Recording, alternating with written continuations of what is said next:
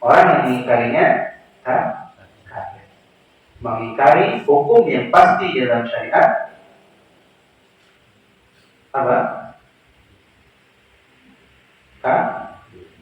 Ingat ya, dicatat kalau nggak ada. Ditanya lagi besok. Apa lagi? Bagaimana dengan orang yang tidak mengetahui? Atau bagaimana dengan orang yang jahil? Nggak tahu hukum puasa Ramadan. Kalau ditanya apa hukum puasa Ramadan? Apa? Nggak wajib. Jahilan. Karena bodoh, nggak tahu hukumnya. Seperti misalkan orang yang baru masuk Islam, belum diajari. Apa hukumnya? Tidak wajib. Makanya pertanyaannya, apa hukum orang yang bodoh, tidak tahu hukum puasa Ramadan? Dikafirkan atau tidak? Tidak. Dikeluarkan atau Islam atau dari Islam atau tidak? Tidak. Tapi kalau sudah dikasih tahu, terus masih nggak mau, misalkan disebutkan apa ayat kutiba alaikumus syiyam, ya ayyuhalladzina amanu kutiba alaikumus syiyam, wahai orang-orang yang beriman telah diwajibkan atas kalian puasa. Dia bilang apa? Enggak, tetap enggak wajib. Gimana? Dikafirkan. Karena sudah disampaikan dalilnya, kemudian mungkin dijelaskan terkait dengan puasa ini secara detail, tapi tetap enggak mau mengakui kewajiban puasa, maka dikafirkan.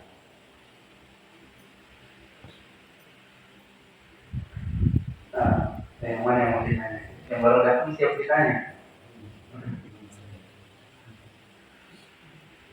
Apa hukum orang yang meyakini wajibnya puasa, tapi tidak berpuasa? Entah karena malas atau karena merasa berat dan yang lainnya. Apa? Nah, dosa besar. Dikafirkan nggak, Pak? Iya, enggak. Nah, orang yang meninggalkan puasa karena malas atau yang lainnya, sedangkan dia meyakini, harus ada poin ini, dia meyakini wajibnya. Kalau tidak meyakini, di sini dikafirkan. Dia hanya ini kesalahannya, malas atau tidak mau atau merasa berat kalau berpuasa. Maka hukumnya seperti hukum orang yang meninggalkan dosa-dosa besar yang lain. Kaidahnya apa? Orang yang meninggalkan rukun Islam selain sholat, maka dikatakan fasik. Atau dengan bahasa lain, orang yang meninggalkan rukun Islam tidak dikatakan kafir kecuali sholat. Kecuali sholat. Nah, kaidah pertama yang kita bahas. Siapa yang jawab? Kaidah pertama yang kita bahas dalam terus puasa kemarin apa, Pak? Tidak sah puasa kecuali terpenuhi syarat-syaratnya. Tidak sah puasa kecuali jika terpenuhi syarat-syaratnya dan terhindar dari pencegahnya atau pencegah sahnya puasa. Syarat kemarin kita bagi menjadi berapa? 2. Nah, yang jawab yang lain. Siapa yang menjawab? Pak Muslim. Syarat sah, syarat wajib dan syarat sah. Syarat wajib dan syarat sah. Nah, silakan. Siapa yang?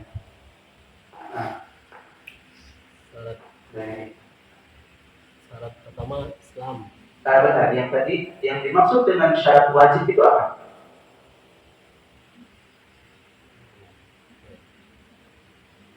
Gimana? Apa itu syarat wajib?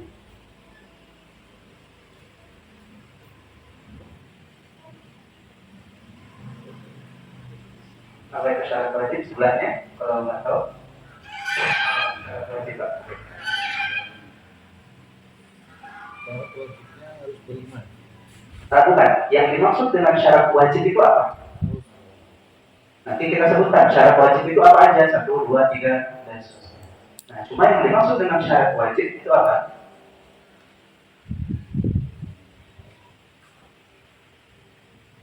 Ada yang tahu?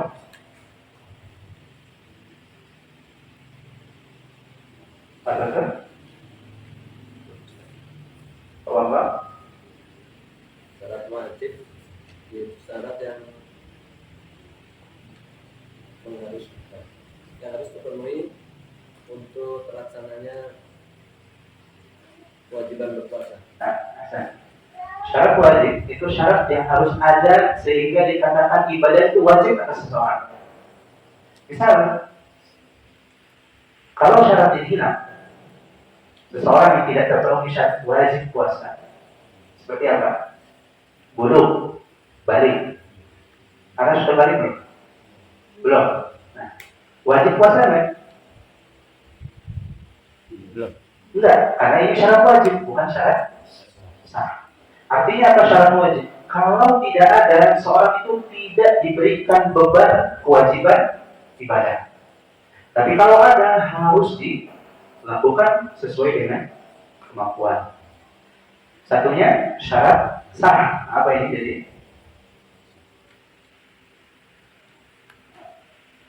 Apa syarat sah? Islam. Bukan syaratnya, tapi maksud dari syarat sah. Apa tadi? Melaksanakan dengan sesuai dengan aturan. Apa? Apa? Sesuatu yang harus terpenuhi untuk suatu ibadah agar ibadah itu syah atau bisa diterima. Nah, sesuatu yang harus dipenuhi untuk dikatakan sebuah ibadah itu sah. Seperti apa? Baru tadi contohnya Islam. Orang yang beribadah tanpa Islam, sah nggak ibadahnya?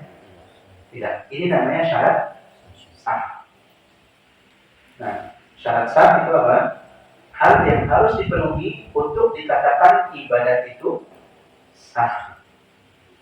Kalau tidak ada, maka dikatakan ibadahnya batil atau rusak. Batil atau rusak.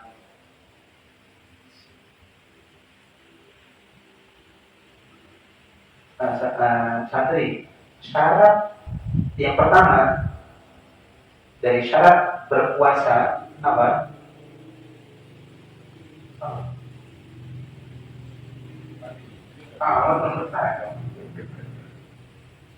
Satu, dua, tiga. Abdullah apa? Syarat yang pertama yang kita bahas kemarin. Mudah ini. Apa ini? Islam. Syarat yang pertama yang kita bahas dari syarat puasa itu Islam. Pertanyaan berikutnya, Islam itu syarat wajib atau syarat sah? Syarat sah. Jadi sudah kita jelaskan panjang lebar.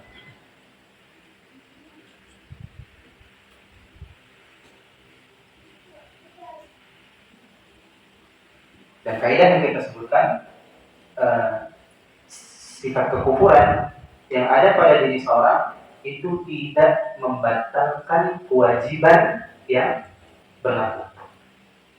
Sifat kufur, orang itu kufur tidak membatalkan kewajiban yang sudah Allah wajibkan atas diri. Kemudian kaidah berikutnya, annal amru bisyai'i amrun bihi wa bima la yasihhu illa bihi. Bahwa perintah untuk mengerjakan sesuatu adalah perintah untuk mengerjakannya, dan sesuatu atau dan wasilah apa yang menjadikan perintah tersebut sah. Wasilah yang menjadikan perintah tersebut sah, atau dengan bahasa lain yang kemarin kita sebutkan. Seperti misalkan kita beri contoh apa? Orang yang junub hadas besar wajib untuk sholat atau tidak? Wajib. Nah, tapi kalau sholatnya sah nggak? Nggak sah. Bakal sah dengan cara apa? Mandi dulu. Maka dia memiliki kewajiban sholat dan diperintahkan juga untuk mandi. Begitu juga orang kafir, dia memiliki kewajiban puasa dan diperintahkan juga untuk masuk Islam. Nah, dan terakhir, apa dalilnya orang kafir itu dibebani syariat seperti orang muslim. Mari kita sebutkan berapa dari mereka.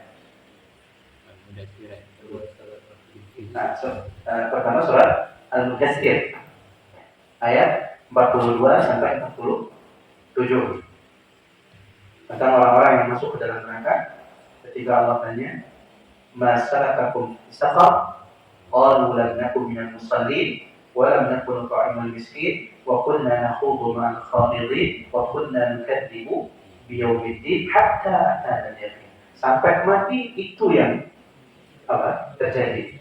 Enggak membenarkan hari apa? Hari pembalasan. Jadi hari pembalasan enggak dibenarkan, diingkari. Hari kiamat diingkari. Sudah mati selesai urusannya. Kemudian enggak salat. Kemudian apa? Enggak memberi makan orang miskin. Dan sibuk dengan orang-orang yang mengolok-olok kaum muslimin, istihza'u bihim dan seterusnya. Tiga hal atau dua hal sebelumnya yang disebutkan merupakan kewajiban atas mereka dan mereka diadab atas meninggalkannya. Yang pertama apa tadi? Tidak salat, kemudian tidak memberi makan. Nah, ini apa? Mereka diadab karena dua hal ini, dan satu hal yang selanjutnya disebutkan. Walaupun inti dari adab mereka adalah tidak membenarkan hari kiamat. Tapi tiga hal sebelumnya ini menjadi pemberat adab yang mereka terima. Semakin berat karena saking banyaknya perkara-perkara yang wajib yang mereka tinggalkan. Yang kedua, dalam surat Fussilat ayat ke-7. Dalam surat Fussilat ayat ke-7, fawailun lil musyrikin alladzina la yu'tuna az-zakat. Sementara orang-orang musyrik yang mereka tidak menunaikan zakat. Zakat apa ini? Zakat harta. Dalam sebagian tafsir, dalam tafsir para ulama yang pertama, la yu'tuna az-zakat, mereka tidak menunaikan zakat mal, zakat harta. Dalam tafsir yang lain, la yaquluna la ilaha illallah. Mereka tidak mengucapkan la ilaha illallah. Lalu mana yang benar dari dua tafsir ini? Kita sebutkan kemarin sebuah kaidah. Kalau ada dua penafsiran dalam satu ayat, kemudian kedua penafsiran ini tidak saling bertentangan, maka diambil keduanya. Maka yang dimaksud di sini kecelakaan orang kafir tadi seperti dua. Yang pertama yang dimaksud wail, kecelakaan bagi orang-orang musyrik tadi sebabnya dua. Yang pertama, tidak menunaikan zakat malnya. Yang kedua, tidak masuk Islam, tidak mengucapkan la ilaha illallah. Nah, zakat walaupun mereka orang kafir tetap wajib atas mereka. Artinya orang-orang kafir diwajibkan dengan furu' syariat, dengan cabang-cabang syariat, cabang-cabang ibadah yang ada di dalam Islam. Seperti puasa, yang ini menjadi inti pembahasan kita. Nah, itu pembahasan terakhir yang kita bahas. Kemudian kita masuk ke pembahasan yang baru, melanjutkan pembahasan yang kemarin terkait dengan orang kafir.